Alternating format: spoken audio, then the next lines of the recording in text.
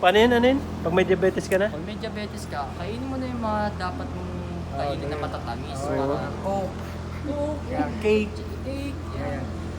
Tama si Dr. French fries. Si ano, Boy, tol. ikamatay mo na. Si Dr. Willie Ong, food analysis, lahat. Tansyado niya lahat ng kinakain. Pero Bakit tama, ang nangyari sa kanya? may cancer. Oh. Kaya ikaw, Wala naman siya cancer eh. hindi, diabetes, kainin mo na lahat ng matatamis. Diabetes ka ba? Hindi ka ba diabetic ka? Diabetes yan. Wala, ano pa lang siya. Magkakaroon pa lang. Meron bang gano'n? Magkakaroon pa lang.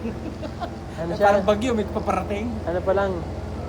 Diabetic pero, hindi masyado na. Oo. Hindi masyado. Oo. Medyo matagal. Pero isang linggo na lang.